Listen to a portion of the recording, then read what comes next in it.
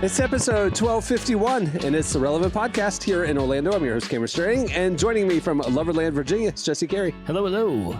From Nashville, artist, producer, mogul, Derek Miner. What's happening? And just down the street there, our managing editor, downtown, Emily Brown. Hey, y'all. Now, I got to give some context. This will be probably a little bit slightly shorter of an episode because we're recording it way out of the normal time, because when you're listening to this, Derek and I will be in Guatemala, so we're having to adjust things. So just FYI, that's a little context if things are a little off today. Can you give a reason why you're in Guatemala? Is this just you guys just decided to get away together? Guerrilla warfare. Guerrilla warfare. We're just getting trained. No, we not. You're fighting gorillas? We're going to go fight the tariffs on the front lines. No, we not. You ain't going to tariff my coffee, you know. Can you reveal the nature of the trip, or is it secret? Very, very secretive. No, we're going with Compassion International. We're going to go see some of the work they're doing. That's cool. Well, we've done these trips a million times. I've been in Ecuador with Compassion. I've been in World Vision all over the world. Somaliland with you and I, Jesse, we were with World Vision. So we like to see that they're on their toes. We're keeping them accountable. Well, Guatemala seemes like a lovely place to go. Yeah, good coffee, good people. Yeah, exactly. Well, cool. Well, good for you guys. I've been navigating my own adventures here, not so much international, but no. I could see something in your eye, like the wheels were turning, like you had something you had to tell us. What is it? What happened? I've determined I'm the least handy person on the face of the planet. Shocker. Shocker. And I sometimes question how I made it this far in life. What happened?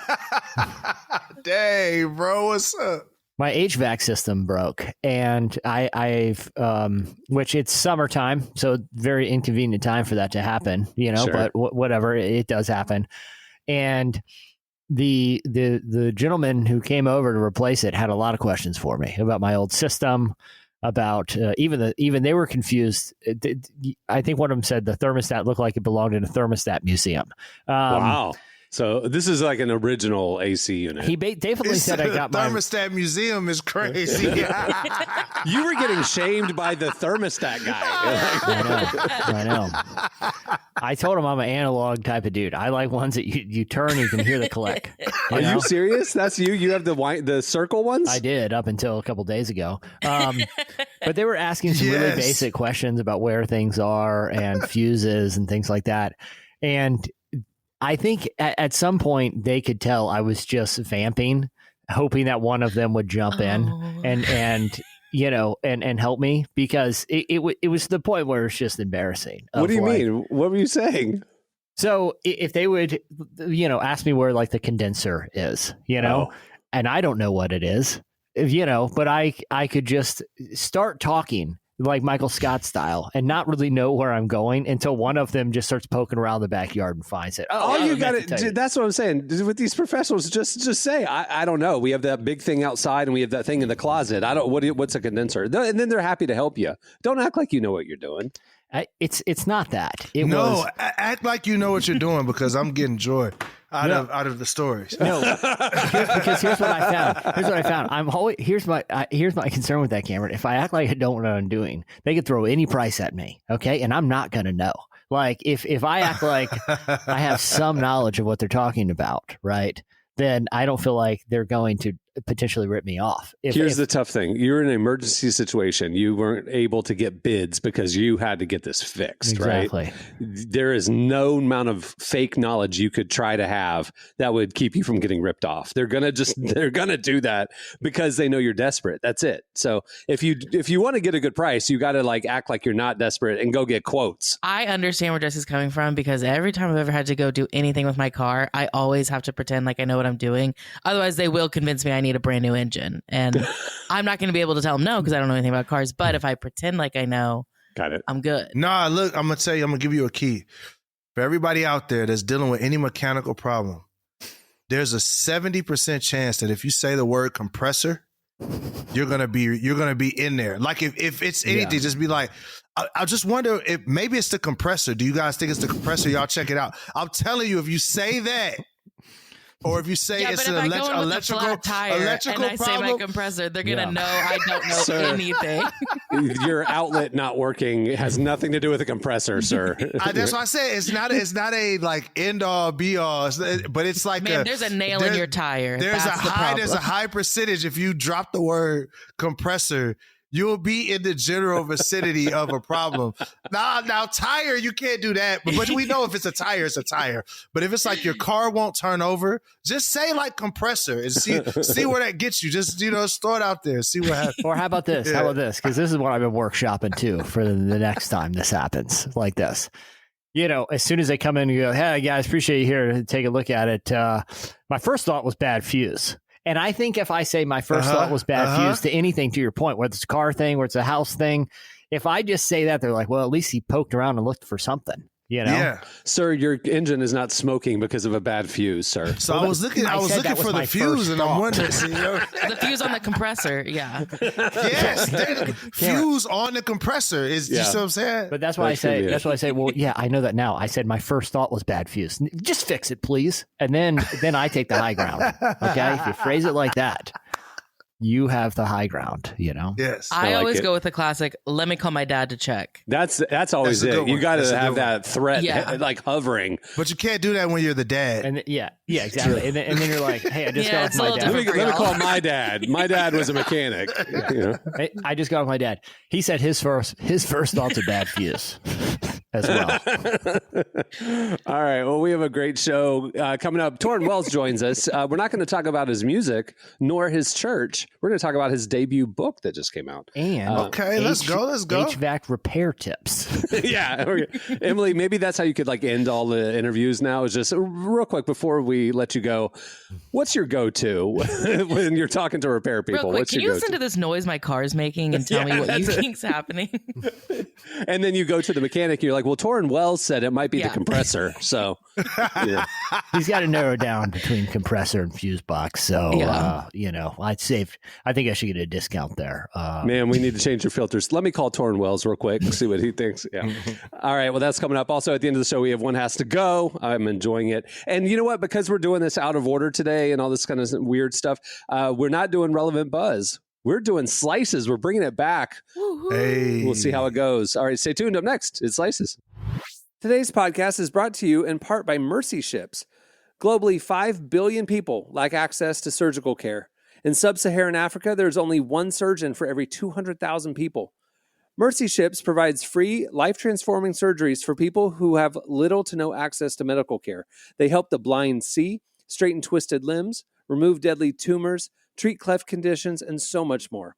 With state-of-the-art hospital ships, they provide safe surgery to children and adults living with treatable conditions, and it's completely free of charge. They do all this work with an all-volunteer crew of professionals who donate their time and talents. Surgeons, stewards, nurses, engineers, and more make the world a better place. Your donation today provides free, safe surgeries to people in desperate need of help. All gifts are matched, so please donate today at mercyships.org/relevant. Today's podcast is brought to you in part by Tim Tebow's book, Look Again. Have you ever wondered what would change if you truly believed you were infinitely valuable to God? In his New York Times bestselling book, Look Again, Tim Tebow reveals the powerful truth that when we learn to see the image of God in every person, including those we struggle to love, everything changes. Tebow shares incredible stories from his work with people the world often overlooks, and it will challenge you to stand up to the lies, rediscover the worth that everyone has, and impact the world for good. Find Look Again by Tim Tebow, available now wherever books are sold. All right, it's time for Slices. What do you have, Jesse?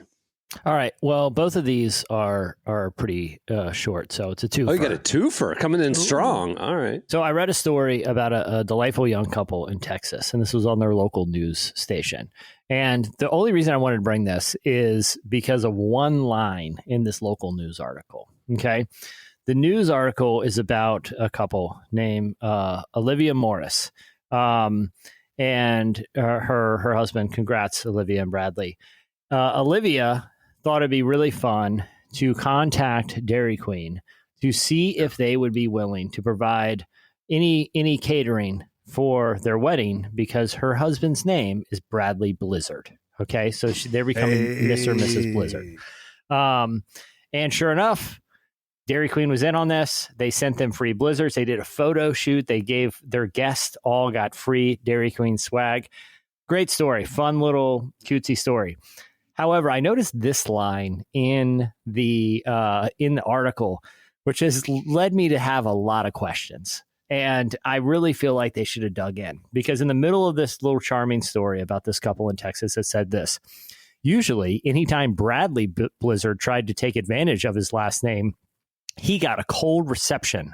But Olivia Morris turned the Blizzard's fortunes upside down again. What was Bradley Blizzard doing all these years trying to cash in on the Blizzard name? Like, clearly they would not have included that little anecdote if he wasn't like, I've been trying to get free Blizzards for years. They just came up with a pun and tried to wedge it in there no matter what. No, Bradley has been falsely claiming he is the owner of Dairy Queen and been trying to get free Blizzards. I like it. I think Dairy Queen is sick and tired of this Bradley Blizzard guy. And until he got a fiance that made things right with better people skills, they had zero plans. Bradley Blizzards. I think he was too desperate. He was too desperate. That's what it was. Got to play it cool. Yeah. You can't let Dairy Queen know that you're interested. You got to play hard to get with Dairy Queen. Yeah. Because my theory is Bradley Blizzard's been walking into the local DQs since he's like 16, slamming his driver's license down on the counter and demanding free Blizzards. That's my gut. Because honestly, I think I would do that if my name was Jesse Blizzard. Like, this is a lifetime get out of jail free card or whatever, free Dairy Queen. My name, I rename. He could go around saying, I rename myself. It was a contest, and I get free Blizzards for life if I change my name to Blizzard. Or he's this guy. He's the, all right, that'll be $3.50. He's like, and he shows him the card and he says, well, hey, my name's Blizzard. If you want to give it to me, it's a family discount. You know what I mean? Like, he goes that route with the kind of asking but not asking thing, and it feels real awkward. And they're just like, it'll be $3.50, sir. You know what I mean? Yeah. That's what they actually upcharge. Yeah, absolutely. Yeah, for inconvenience. Well, that's what I'm saying. I think he's burned a lot of bridges over the years. I think the whole Blizzard family. Yeah, I think likely this whole Blizzard family has. It's not till Olivia came in and found a way to right the ship. But Emily, do you, as if you're the token female on this cast, do you, when looking at prospective males to potentially date and marry, do you look at the last name before you even go on the first date? Is it a consideration that if this goes well, I'm going to be stuck with that name? I don't want that. So you don't do you shut the door because of the name, or do you consider that? Do girls consider that? Well, a few thoughts here. One, on the dating apps, they don't give you last names so that you can't stalk the person. So you only know the first name. Got it. Two, I slightly consider the last name because if it's something like Blizzard. Blizzard's cool. I'd be cool with Emily Blizzard. Thunder. No, but I'd be cool with Emily Thunder. It's got to be something that's but if it was there's KNIPPLE is a famous college basketball player. Silent K. You know what I mean? That's a tough sell. But even then, if it's like, look, this is a great guy, checks a lot of boxes, but his name is Matthew Butterpants, or is it like, no, just. That's a no from me. I cannot be Mrs. Butterpants. Mrs. Butterpants is crazy. I can't. I respect myself too much. I'm so sorry to the Butterpants of the world. So if your parents gave you a really terrible last name, you're going to be alone for life. I don't think it's the Here's the thing. I want a unique last name. My full name is Emily Ann Brown. It is the most basic name in the world. I want something with a little spice in it, something fun. I don't want controversy. Emily Ann Butterpants is crazy. I do like the idea that I could keep my initials, but that would be amazing. Emily Ann Brown Butterpants is just diabolical. Oh no! Their last names. Their last names were like the word. The name of the word has, or the meaning of the word has changed over the years, and now it's like an inappropriate word, right? I always wondered how come those people didn't just go change their name. I mean, if you look at your lineage, my dad's ancestry, Strang, our last name came from Lestrange and Streng. It changed over the years. Why don't you just change your name? I mean, what's the difference? My brother wanted to take his wife's last name because it was much cooler than Brown, but Kaiser didn't really work out, so I like when names were basically the job. You know, blacksmith, Smith, Miller, Mhm. you know, Baker, Yeah. you know. So now that we're on names, I have to show y'all this list of the 2025 craziest college football names. So we have a guy on here, it's a white guy that plays for the Warhawks named General Booty. That's his name. his wife is gonna have to be Mrs. General Booty. Are you kidding me? There's a guy on SMU named King Large. On Rice named Mobility. This is not Key and Peele, this is my favorite one. Yeah. Oh no, this is dead serious. Guy named on the Bears, his name is Dude Person. That's his name. Let's see. So you got Sir Bible. That's one guy on there. Amen. He's on San Jose State. Wait, Emily is his- Ann Bible. And then Is there's his last name Bible? it says on the back of his jersey Bible. Okay.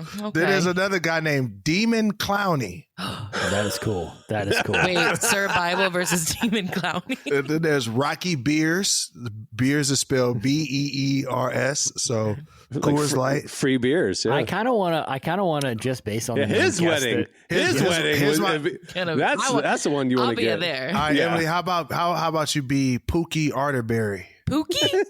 Pookie Arterberry. I really want to guess That's their a guy's positions. name, Pookie.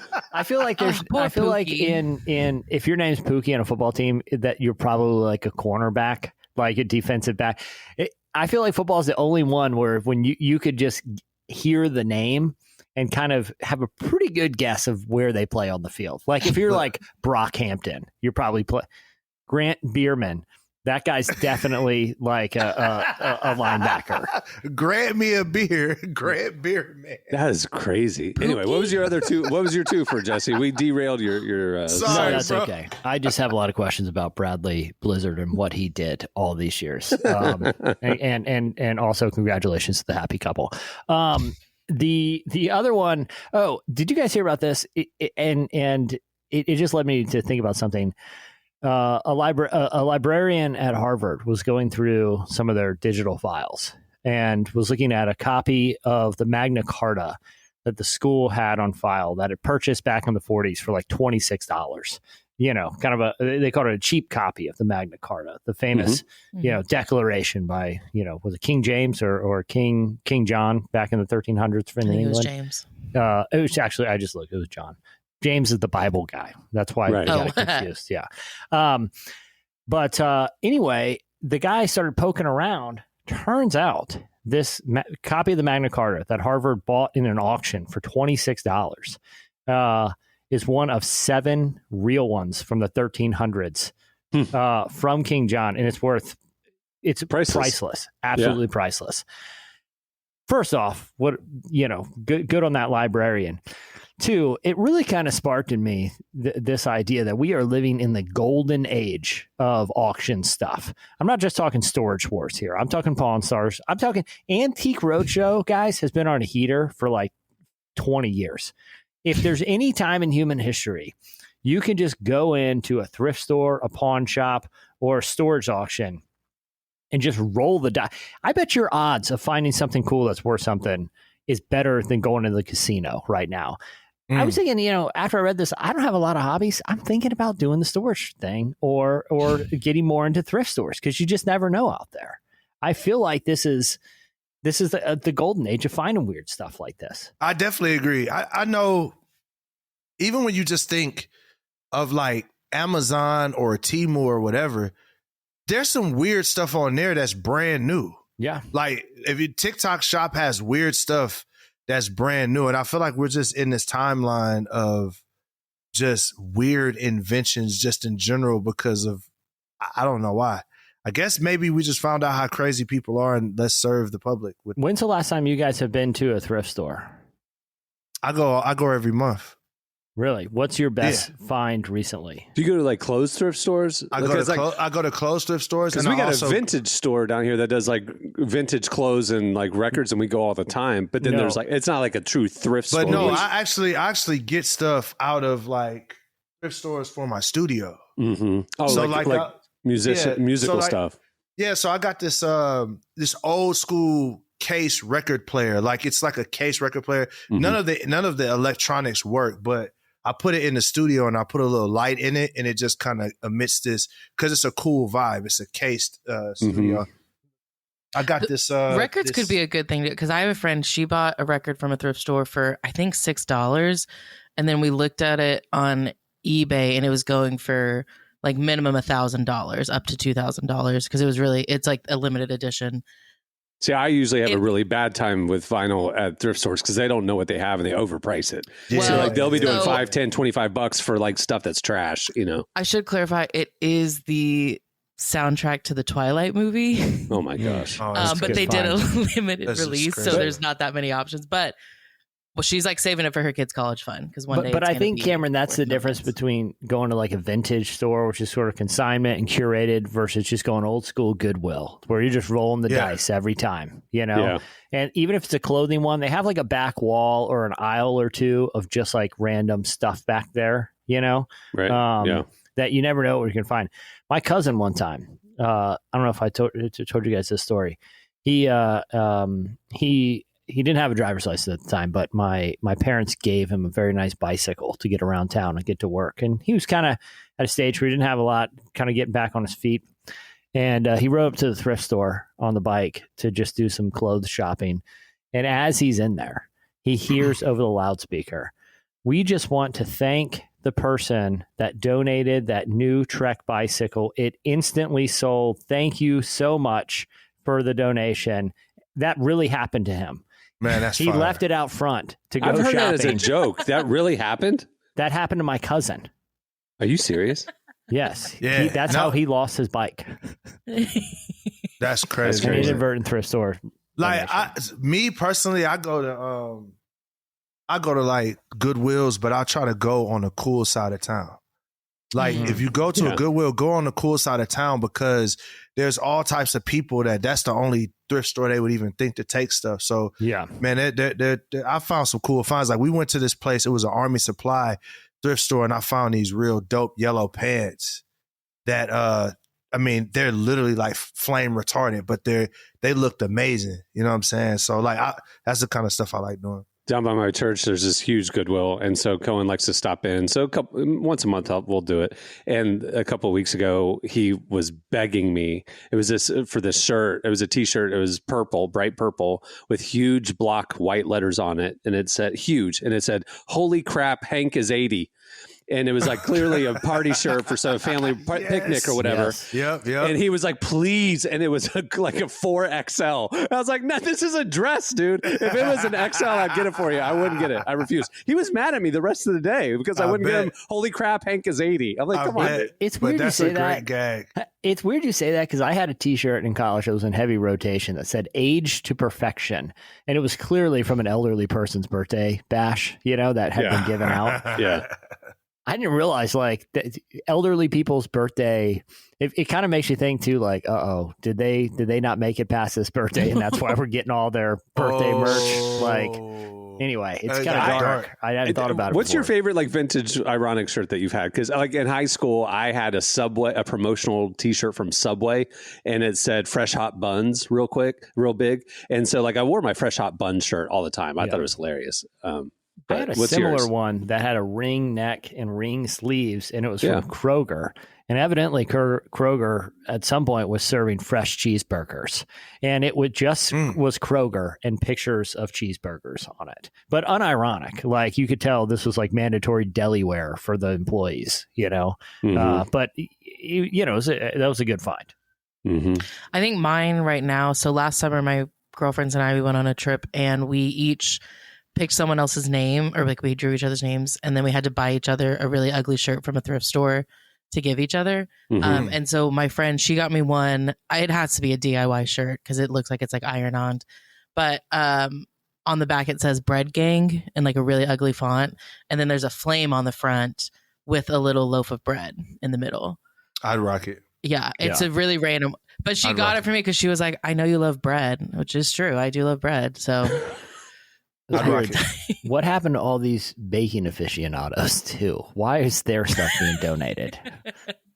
You know, Because now they realize that you can't sit there and pound carbs for 5 straight years. And they're like, I got to move on from my bread fetish. So they're getting rid of all their bread stuff because it triggers they them. don't Bread even want gang the never reminders. dies. Yeah, they Bread don't even gang want never the- dies. Bread gang never dies. Put that on the shirt. I'm gonna I don't add even- never I don't dies even on want- my I shirt. don't want one reminder of carbs. Get all my carb related clothing and donate it to Goodwill. And Yeah. that's where the truckloads are just dumped off. Yeah. All right. What do you have, Derek? Oh yeah. Oh, no. Yeah, you know what I'm saying? I know what this is. So, everybody, for those of you that's doubted the flyness of, like, I get bullied by my kids for not having hair. Dude, But 2 there's- weeks ago when you missed, we spent 20 minutes talking about that. You were probably in Turkey getting a hair transplant. Yeah. I heard you a little talk. So, there's a new study that has revealed that bald men are actually seen as more attractive than hairy people. Hairy people? You mean Experts, hair having people? haired people. Haired people. Okay. That, by the way, as a haired person, I resent that. I resent that. Well, phrase. I resent. I'm feeling y'all. discriminated against right now. I've been discriminated against for a long time, so I'm giving it back. Derek, how So, long have you been bald? I've been bald since 27. The correct, Pretty by the much. way, the correct term for your Yeah. knowledge now, it's fully haired. Okay, that's what Okay. that's what Well, we. Well, prefer. you guys are considered a little lower down the list. Let me tell you, bald men are thought. Studies have shown baldness in men is seen as a non-threatening form of social dominance. What? Bald men, bald men are thought to be more socially mature, intelligent, educated, and honest compared with men who have a full head of hair. The new survey, women were asked about the most attractive features. Muscular physique topped the list, followed by bald head, blue eyes, which I don't, whatever, beard, dark hair, curly hair, cheekbones, and hairy chest. Crap, I got none of that. So they, you know, Well, now I know why I'm single. Good Lord. yeah, exactly. I- So Yeah, I'm thinking about going to get some blue contacts. We just make this like a, you know what I'm saying? Just make this like a thing. who commissioned this study? The Federation of Old Timey Weightlifters, like Baldgang.com. like The Rock hairy John- che- the Rock- hairy the Rock chest, and- bald the hair, Rock like did it. muscles. Like, Bald gang don't die, you know? You know what I'm saying? So bald men are more attractive So- according to science. So I like just let it. y'all know, I know on Relevant, there's a lot of my bald brethren that's on Relevant. You guys are listening right now. You know, you've been worried because you started listening to this podcast. You had a full head of hair. Now you don't. You don't have a full head of hair. But guess what? That just That's means good. we get more sexy, baby. That's We good. get more sexy. That's know what I true. mean? A lot of people started listening to this show when they were 20. They're 40 now. You're right. That's funny. They're bald. We They got hated more this. sexy. We age like fine wine, baby. You know what I'm saying? Oh, that's Are funny. you going to send this to your kids to like the next time they make fun of you? No, because they're so diabolical. They'll find a way to They'll make find this. a way. Yeah, I They'll think it's find a gonna way make to it steal worse. my little confidence. So no. All right, Emily, what do you have? I saw this story going around this week. You guys may have seen it too, but it was on The Intelligencer. They released this honestly really like just like shocking and eye-opening story about how essentially every college student is cheating now thanks to AI. Like students across the board, across all majors are using AI. Like computer science majors are using it to write code for them. Education majors are using it to make lesson plans for them. A lot of students are using it for essays, all these different things. It's a really long piece, but it is worth the read. But it's just really fascinating to me that students are going $30,000, $40,000, $50,000 in debt to learn how to use ChatGPT. Essentially, is what they're doing these days. The thing that it's crazy to me is like if you're an artist and you're going to art school, you're not going to cheat your way through art school. You know, you're there to like learn and grow in your craft. Yeah. If you're pursuing any specialized interests, you're not going to cheat your way through it. It seems like it's probably just the 4-year college, liberal arts college that people are just like phoning it in. And then it's like, I'm with you. What's the point? Yeah, one student literally said, "College is just how well I can use ChatGPT at this point." Wow. But let's be honest, because we all went to college, right? When I was there, I was not thinking about getting actual tools for my professional Life. I figured I'd figure that out, just like I'm figuring everything out kind of on the fly, right? Mm-hmm. Seems like a fuse issue to me, right? Like yeah, you just the kinda wing it. compressor. It might be the compressor, yeah. I was just looking to get the degree and get out. You know what I mean? I'm just saying there's two ways to look at the world. I don't hate on the people that are going to get the degree and are using AI. But why go get the degree is the point. Like, why? You're not learning anything. Because society has deemed, for some people, for different fields, it's a requirement. I We all don't know- think that's going to be the case in a few years, No, especially if I this don't is either. true. I don't either. But I'm just saying. I think So you're that's cool with what's like a happening. doctor who cheated their way through school. I didn't say I'm cool with it. I'm saying I understand it. I can relate to them. I'm not saying this isn't my moral approval. I'm just saying I get it. You're not a hater. Okay. I mean, honestly, this will be the beginning of the end for traditional colleges. Oh, yeah. I think it'll be Yeah. specialized colleges, like I said, art school, medical school, Mhm. something like that. But like the general 4-year degree that people just are going to waste their money and phone their way through it and do ChatGPT, there's no value to that. Listen, a lot of jobs have already been eliminated by YouTube videos at this point. You know what I'm Facts. saying? Like you can pretty Facts. much figure most things out by watching you, including a medical diagnosis. You know what I'm saying? YouTube Like, University. yeah. Hey, between YouTube visually showing you how to do certain things and ChatGPT exposing you to certain ideas, like And knowledge, information. the information is endless. Yeah. Like education is going to change rapidly, Yeah. and the kids are going to get smarter faster. Yeah. So that, but well, also, I what's think going they're to, going to be better at using AI tools because I mean they're not retaining this information. but that's the thing. None of us retain all the information we've always learned. We only really retain the things that we really use. That's true. Like that's all of us. That's just around the clock. So even you don't remember half the history things you learned in school. Like, and if you were to look it up, if you were to want to remember that stuff, you're gonna have to look it up anyway. So Mhm. I just think that AI is disrupting everybody's life because it's gonna make the bar go even higher, and the cream is gonna have to rise to the crop. Yeah. So.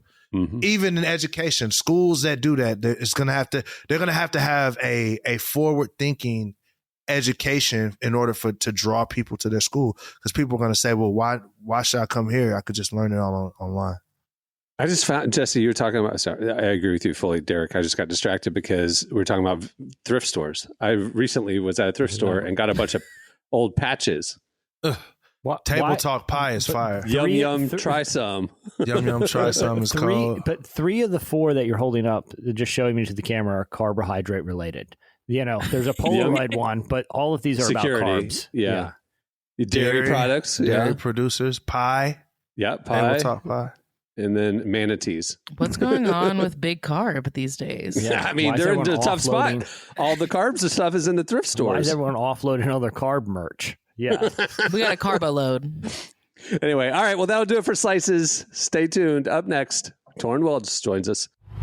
Today's podcast is brought to you in part by John Mark Comer's book, Garden City, a book that speaks to the tension we all feel between work, rest, and purpose. The New York Times bestselling author John Mark Comer takes us to the scriptures to identify what it really means to be human and flips the script on the idea that who you are matters, not what you do.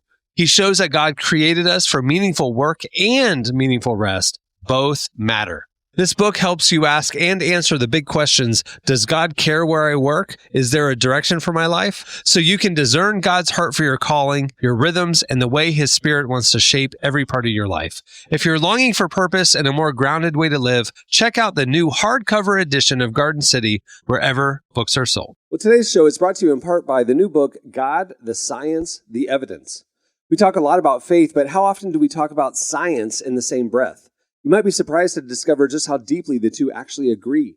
For centuries, science has been used to dismiss the idea of God, but today an intellectual revolution is underway. Modern discoveries in physics, cosmology, and biology are consistently revealing the same truth: creation isn't an accident. That profound reversal is what engineers Michel-Yves Bolloré and Olivier Bonassi investigate in their international bestseller, God, the Science, the Evidence. This book is a rigorous, evidence-based critique of materialism, inviting you to explore over a dozen scientific, philosophical, and historical domains. It shows that what was once seemed impossible, that science could point to a creator, is now supported by a vast and convergent body of evidence. With over 400,000 copies sold in Europe, this book is sparking a global debate. It's thoughtful, fascinating, and a powerful reminder that reason itself affirms the existence of God. Learn more and find out where you can purchase your copy today by visiting godthesciencetheevidence.com. Today's podcast is brought to you in part by Erwin McManus's book, The Barbarian Way. Some books don't just inspire you, they confront you. The Barbarian Way, now celebrating its 20th anniversary, is one of those books. If you felt the pull of God towards something deeper and wilder than the safe, predictable version of faith that we settle for, McManus reminds us that following Jesus was never meant to be tame. It's meant to awaken courage, passion, and purpose God placed inside us. He draws from the wild stories of Abel, Noah, Moses, Rahab, and others to remind us that following God wasn't meant to be tame. Safe faith isn't working. Step into the story God is writing for you. Choose passion, choose boldness, choose the Barbarian Way. Available now, wherever books are sold. Well, our guest today is Tauren Wells. He's a worship leader and pastor of the Church of Whitestone, an Austin-based church that he planted last year with his wife. He recently released his debut book, Joy Bomb, which is all about why Christians need to reclaim their joy and take it seriously. Here's Emily's conversation with Tauren Wells.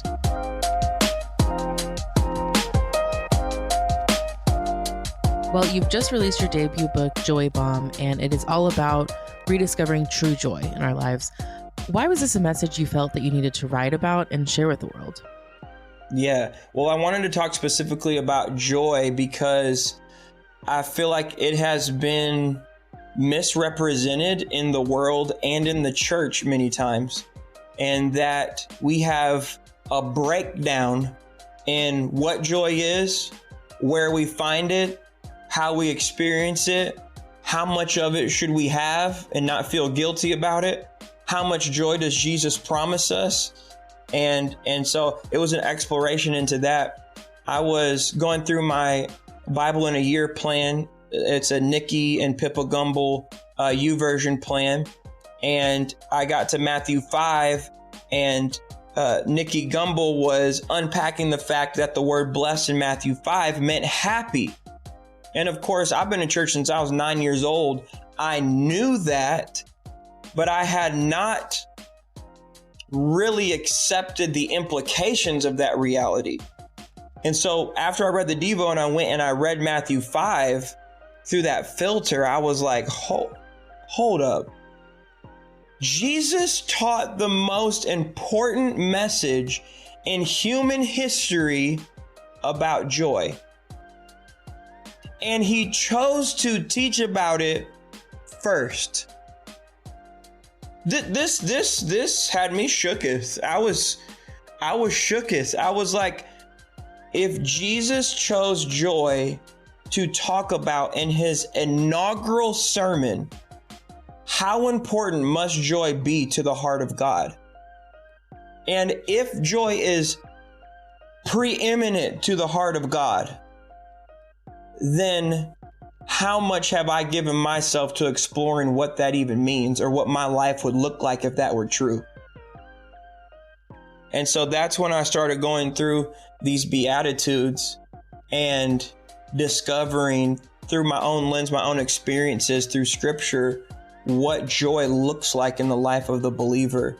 And I couldn't get away from it. And so I went to the publisher and said, I think I have a book idea.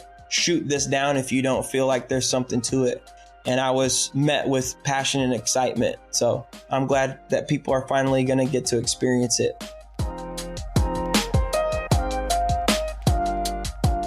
You know, you mentioned that the Bible is full of joy, but you're right, that's not really a message we hear often in churches. Why do you think this is a message that we've missed?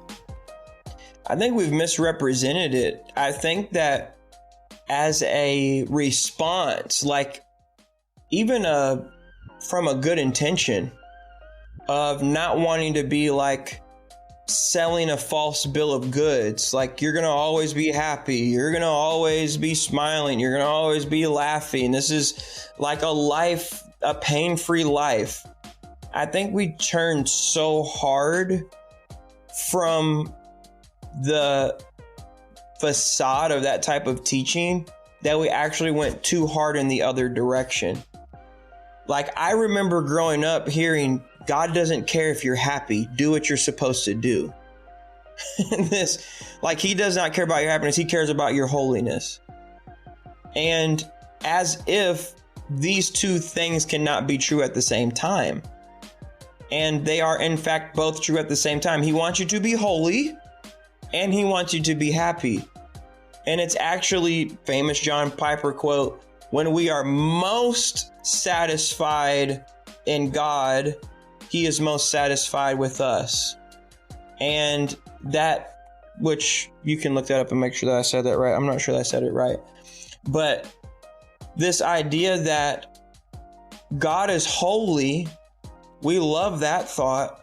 But the scripture also says that in his presence is the fullness of joy. That the evidence that God's presence is in us is the fruit of the Spirit: love, joy, peace, patience, kindness, goodness, meekness, self-control. So as much as holiness is a part of God, joy is a part of God. So to say that God does not want us to be happy would force us to deny experiencing a part of his character.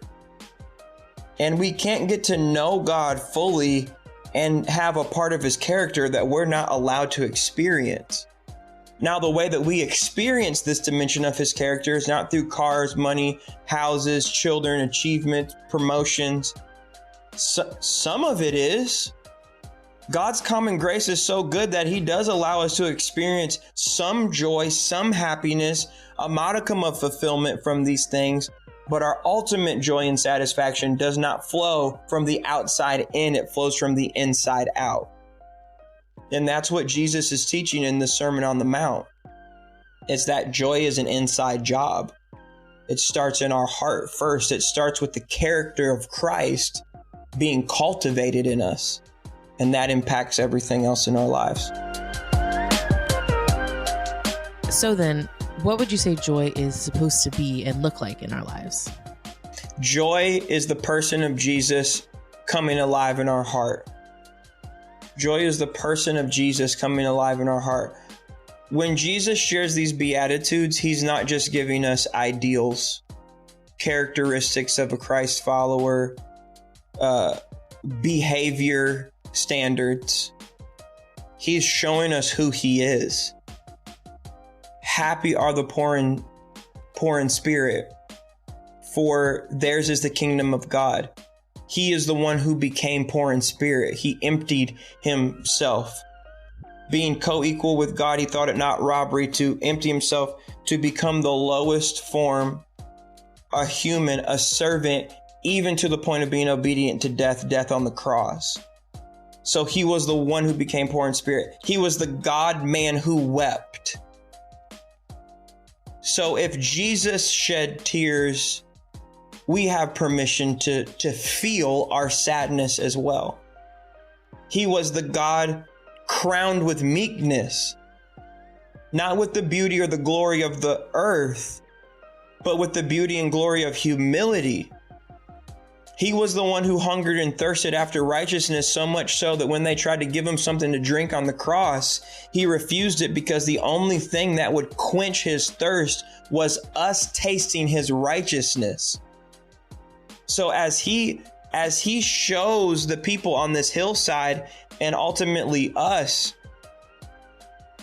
what joy is, he reveals that joy is a person. That he is the embodiment and expression of joy, and that it is only in him that our joy is made complete. And so in order to get people introduced to joy, we have to reintroduce them to Jesus. And that's what this book is. This is not just 8 ways to feel happier. This is 8 ways Jesus revealed himself to us. And if we allow him to shape our hearts and our mentality, if we allow him to change what we think about cancel culture, what forgiveness looks like, what mercy looks like, what peacemaking looks like, what persecution and favor looks like, then we will experience happiness and joy here and now. some people listening to this might say their circumstances are just too dire or too hard for true joy to really be a part of their lives. What would you say to someone who has that mindset? In joy, there is no need to deny the reality of your pain. In true joy, there is no need to deny the reality of your pain. That when Jesus says, happy are those who mourn, he's actually giving you permission to feel. He's giving you permission to deal with your disappointments, your losses, your sadness, your failures. And you don't have to fake your way through it or faith your way through it. Faith it till you make it. Not in the Bible. Faith over feelings. Not in the Bible. He's saying, happy are those who mourn, for they will be comforted. He's saying that he has given us a way to be delivered from grief. But that way is paved with tears. And if you withhold acknowledging the reality of the pain that you've experienced, you withhold the promise of God's healing from your life. And this is why we have to deal with the stigma around therapy and counseling. We need to deal with the stigma around a smiling Christian. We need to deal with the stigma around being emotional and hurt in church, and that being a bad thing. We need to deal with negative emotions. No such thing. Now, there's a negative way to handle your emotions, but there are no negative emotions. That Chip Dodd, who is in my book, I quote him, gave us 8 core emotions. One of them is sadness. And the reason why God gave us emotions is because we were created in his image. And so the fact that you have emotions points you to the reality that God has emotions. He created you with them. We see Jesus weeping. We see the anger of God. We see the wrath of God. We see the joy of the Lord. We see all of these things embodied in the person of Jesus. And so it's not wrong for you to have these feelings too. And so that's the first thing we got to work through is I have permission to feel. And every emotion that we experience is a doorway into experiencing the character of God in a new way. So our emotions are meant to lead us in to where Jesus is, not to keep him out or to keep us out. And I think a lot of us think sadness keeps us out of God's presence. He doesn't even want to be with me right now. David made this mistake. He prayed, Lord, cast me not away from your presence, nor take your Holy Spirit from me. He somehow got it twisted in his mind that his brokenness and his pain and his sin pushed God away. But he went on to write that the broken heart and the contrite spirit, the Lord does not despise, that he's actually close to the brokenhearted. And so we experience a dimension of God's nature and character when we invite him into our pain and sadness that we do not experience in any other way. And that's the beautiful thing that Jesus is teaching us, that we get to be human in his presence and it doesn't disqualify us from his joy.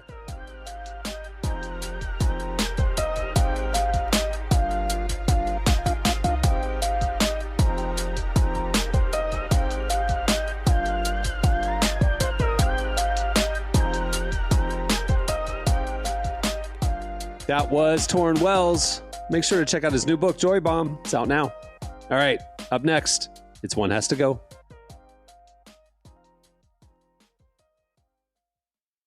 Well, today's podcast is brought to you in part by the new book, Confessions of a Christian Alcoholic. Author Jonathan Seidel knows firsthand how even believers can get stuck in shame and destructive habits, especially when it comes to one of society's biggest obsessions, alcohol. In Confessions of a Christian Alcoholic, he details his spiral into disordered drinking and shares the 4-step process he eventually used to break free. There's hope for alcoholics who become Christians and for Christians who become alcoholics. Find Confessions of a Christian Alcoholic wherever books are sold. What if you could change a child's life with just $10? Right now, thousands of vulnerable children in East Africa are suffering from jiggers. It's a painful, preventable parasite that burrows into their feet. Soul Hope is the only organization treating it through foot washing, medical care, and durable closed-toed shoes that protect kids long after treatment. $10 may not seem like much in today's world, but when we come together, those small gifts add up to big change. Join the 10 for 10 campaign. $10 protects 10 small toes. Visit soulhope.org/10 to give now. One small gift makes a big difference. Again, that's Soulhope, SOLE, hope.org/TEN. Okay, it is time for... One has to go. Okay, so one has to go. Jesse, just so behind the scenes, Jesse had to go. So one has to go. Jesse had to go. left. Jesse was the one that had to go. Jesse's the one who had to go. He's The three really of us are sticking left. to this. Yeah, we're going to do a round of one has to go. Sans Jesse. That was the first one. One has to go of the cast members. It was Jesse. All right, Derek, you're up. Here we go. Memorial Day is this weekend, so we're going to do a couple Memorial Day ones. Okay. Activities: barbecue cookout, spending the day on a boat, setting off fireworks, or doing absolutely nothing. One has to go. Oh, y'all can keep them fireworks. Are you serious? Yeah, I'm good. I know it's You not a said fireworks holiday, but I look for reasons to shoot off fireworks. You said barbecue boat Barbecue. or just sitting on my behind and chilling? Yeah, you're Where right. Fireworks can go, bro. You're Also, right. I mean, right. you've seen one firework, you've seen them all. No. It's setting it off. It's the adrenaline rush of danger that you might explode. No way. Dude, me and Cohen, like we Jimmy rigged the fireworks. We get those big ones that shoot out of the cannons up into the sky, way. and we'll string them together. We'll like literally tie the wicks together and like try to do like mega fireworks and stuff. It's great. Oh, man. It's great. I am shocked that you still have like all 10 fingers. Dude, we do it out on the dock, and so like it's on the end of the dock, and we'll like light off our mega firework thing, and then just run, And so like we're running up the hill. And what man. happens It's when you great. don't run fast enough? What then? It's great, man. I haven't had any issues. It's fun. All right, Emily, Memorial Day foods: hot dogs, hamburgers, potato salad, or corn on the cob. One has to go. Ooh. I think hot dog might have to go. It's just, I know. You getting rid of the glizzies? Potato salad is staying? Okay, I've had some amazing potato salads. Hey, no, my mama can make some crazy potato potatoes. salad. Potato is going to be at any meal I'm at. So you're going hamburger, potato salad, and corn on the cob is your plate. So that's why you don't need. Okay, I got you. Okay. And hot dog, I mean, does anyone ever know what's in that thing? No. And it freaks me You can get out. all beef kosher ones. All beef do we- kosher glizzies? You think I'm nice. paying for that in this economy? No. Trader Joe's, they got a nice selection. I eat it for lunch once a week. All right, Derek, Memorial Day movies: Top Gun, All Captain America: The First Avenger, Saving Private Ryan, or Forrest Gump. They all came out on Memorial Day weekend, but one has to go. Saving Private Ryan. Yeah. You That out was here, the bro. correct one. That is the correct one. It's too heavy. Yeah, it's Yeah. too much. All right, we're done with Memorial Days. Emily, classic sports mascots. This is your forte. The Philly Fanatic, Mr. Met, Gritty, or Benny the Bull. One has to go. I slightly recognize the first three, so I'm going to go get rid of the last one. Bull, the Chicago Bulls, Benny the Bull. Oh. Really? Are you getting rid of Benny? R.I.P. Benny. You can't get rid of Gritty. The Yeah, Philly I- Fanatic is too iconic. Benny the Bull. I'm going Mr. Met. He's just a baseball head. I know, And but for some he reason I looks recognize terrifying. him more than Benny, so All right. this is just a He recognition. thing. terrifying, This is bro, my for one real. has to go, okay? Yeah, for sure. It is. Okay, Derek. Ice cream sandwiches, Okay. milkshakes, sundaes, or popsicles. One has to go. Oh, you get them popsicles out of here. On a pool day during the summer? Bruh. Not all Really? of us Get have them pools, popsicles first out. off. Listen, I'll rock with the pools, but I'm still going to take the ice cream sandwich. What you said, the milkshake? Milkshake. Can't get rid of the milkshakes. It's Sundays. They're too versatile. Yeah. Plus the popsicle, it melts. It's a whole thing. But I could see By a the case pool. to where a milkshake, if I had to get rid of milkshake or a sundae, I probably would get rid of sundae because you could pretty much put a sundae in a milkshake. You just have to blend it down. Right. True. So I could see a case for that, but I don't know. I'm still getting rid of popsicles. All right, Emily. Prestige streaming comedies: The Good Place, Ted Lasso, Fleabag, Only Murders in the Building. One has to go. That's a tough one. That Good is a tough Place one. is so fire, bro. Good Place is good. What was the second one? Ted Lasso, Fleabag, or Only Murders in the Building. I love Fleabag, so that for sure has to stay. I can't believe you're going to kill off Ted Lasso or Only Murders in the Building. Those are incredible. They are good. Here's the thing. I think it is gonna have to be Ted Lasso solely because the ending just it was Last sad. season. And the fact that they're like bringing it back for a fourth one, but they're not really bringing That it nobody back. asked for. Like Yeah. it's just like I just know it's not going to be good, and it's like let's just go ahead and like let it rest in peace. It overstayed its welcome, you think? It did. Oh yeah, it did. Yeah, it's like The Bear. Incredible the first 2 seasons, and then they ran out of ideas. Or like Fleabag, which was great, and I would have in one world loved 10 seasons. It's only 2 seasons, but they're great, perfect 2 seasons. Let's leave it at the perfection. Yeah. All right, Derek. Here we go. Burritos, sushi, pasta, or wings. One has to go. It's a rough one. That's a rough one for the foodie. Burritos, Sushi, pasta, wings. God. That's tough. You know what? I'll keep it honest with y'all. I'm not a big burrito person. Really? Like, if I could keep all the other stuff like tacos and enchiladas and That's valid. and all the other things, I think I probably would get rid of burrito. Okay. Fajita, if I keep the fajitas and I can keep all that, I'll probably get rid of burrito. All right, Emily, last round. Museum dates, beach days, hiking trips, or amusement parks? One has to go. Hiking trips. Yeah, exactly. I do not feel like sweating. I'm sorry. Yeah. Like, You want to go walk uphill? No. I have so many of my friends are hikers, and they're so kind because they'll like invite me on like their trips they do, and I'm like, I would love to see the pictures when y'all get back. I'm gonna stay in the AC. But you let me know. You call me if you need me. Love to see the pictures when y'all get back.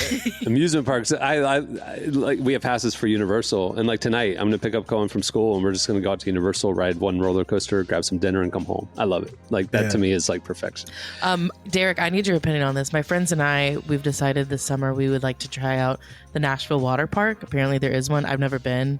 Have you been to it? Is it fun? It's packed around the clock. It's pretty fun. I mean, it's a water park. So What's it's the crowd? Like, there's different levels of water park. You know what I mean? Like there's different levels of like cruise lines or airplane lines. Like, is it like a neighborhood water park kind of thing? Is it like a destination? Is it high end? Like, what is it? It's not high end. It probably feels more like a Six Flags feels crowd? more like a Six Flags crowd. That's what I'm saying. Like a more regional of amusement park crowd. Like it's like. Not a theme park, an amusement park. Yeah, absolutely. Okay. I had some friends that like who have been, and they were like, "It's so good, it's so fun," and I was like, "I feel like we're really hyping up a Nashville water park here." But if you say it's good, I'll trust It's it. above a carnival. Yeah. Okay. Whereas like because in Orlando here we have like 5 like water parks that are like theme park level. Like there's like Universal Studios or Disney or whatever. SeaWorld has their own. But then we've got like those ones that are like Six Flags, like down in Kissimmee, like in the tourist area, that are just the rides, no theming. They're fun. They're cheap. It's a lot cheaper. That's exactly what it is. It's like if it's a Thursday in Nashville and you're like, man, I'm bored, it's definitely better than just sitting in the crib or going to the pool at the apartment complex. Yeah. It's better than that. Yeah, my friends and I, we want to take advantage more of the Nashville and Tennessee fun thing. So we're also going to try to go to Dolly World at some point this year. Dollywood. Road trip out to East Tennessee, the whole Chattanooga area, Gatlinburg, Dollywood. There's so much in East Tennessee. Like my family, we go up there every summer to like Northwest Georgia, Southeast Tennessee, that area. It's beautiful. There's really cool like mountain towns with like antiques and good restaurants, and like it's fun. Like Tennessee is awesome. Yeah, Tennessee has some cool stuff. Definitely hit up some waterfalls. Look for some of those falls. They might be like little small. There'll be walks, hikes, but they won't be like crazy hikes. Well, we just talked like about my hikes, so. But it's like slight hikes, Okay. like I can do a brisk walk. It's a brisk walk. You know what I'm saying? But it opens up into these crazy nice falls. That's cool. Yeah, They're so everywhere. cool. There's caves. Like Like if you I'm if not you make going it in a cave. no, go to Chattanooga and go see Falls. Ruby Falls. It is like you'll never forget it. It's unbelievable. Super dope. And when you're way down there underneath the mountain, they have Wi-Fi down in the Stop. cave. Now Yes. they really do. They do. And Anyway. it's chilly. Yeah. It's not real hot and sweaty. Are It's there got like like bats down there and stuff? No. Nah. It's so many tourists down there. They Yeah. constantly going. But it Okay. really is. It's like crazy to experience it yourself. If like, I get trapped in a cave, I'm gonna haunt you, both of y'all for the rest of your lives. Just so y'all no, know. you're gonna haunt the cave and all the people. No, that- I'm gonna use my Wi-Fi to connect to y'all's house. You're gonna hack us. You're gonna Yeah. hack us from the cave. In the afterlife, I'm gonna figure out how Wi-Fi works, and then Ghost I'm hacking. gonna Oh man. ghost hack y'all. All right, last one, Derek. Here we go. Horror movies, rom-coms, documentaries, or action flicks. One has to go. Oh, you can get them horror movies out of here. Absolutely. Get them Yes. joints out of here, bro. Thank you. Terrifying. I'd like to sleep at night, I saw Sinners, but that's the first horror movie I've seen in like but it's so a good. long time. It's like Yeah. it's horror, but there's more to it. So yeah, it's different. You're not going to see. You're not lining up for Final Destination. Oh, not at No. all. I saw the preview. I said, no, I'm good. Y'all got it. It's so stupid looking. it's the only new movie that came out this past week, and it made me so mad because I love going to the movies, but I do not want to waste my time I'm straight. being Well, they're terrified. saving up. Only saving reason up for I would. this weekend. Oh, sorry. Yeah. Only reason I would see it is because the late Tony Todd his voice is in it. Who's that? So I don't know who that is. Tony Todd is a legendary like black voice actor, but he played Candyman he was the first Candyman, and like so in the horror genre, he's like a renowned black voice. And then also after that, he started going to voice like cartoons and different things like that. So he's a national treasure, but he passed away last year. So that would be the only reason I would, if I thought to go see it, that would be why. But I'm not going to see it, y'all. Well, It's not probably like- somebody will put clips of those scenes on YouTube at some Right. point. So you just look that up. Yeah, I just looked those up and then we're Same good. thing. We're good. Yeah, we're good. All right. Well, that'll do it for. One has to go. Well, many thanks to Tauren Wells for joining us today. Make sure to check out his new book, Joy Bomb. It is out now. Also, make sure to follow the podcast on Instagram. We are at Relevant Podcast. We're posting One Has to Goes every day. We're posting clips from the show, and it's a great place to interact with other listeners. Follow us there. You can also follow Relevant Magazine. We are posting all the good stuff over on the main account. But yeah, follow both. They're good follows. All right. On that note, we'll wrap it. I'm Cameron Strang. I'm Derek Miner. I'm Emily Brown. We'll see you next Friday. Have a great week, everyone.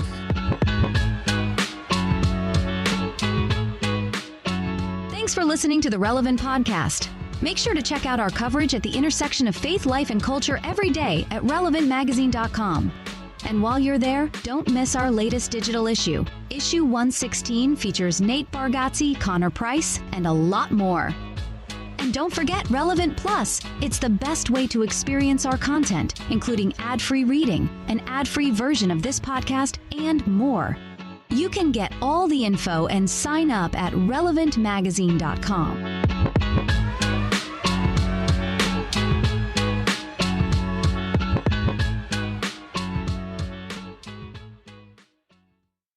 I think I would do that if my name was Jesse Blizzard.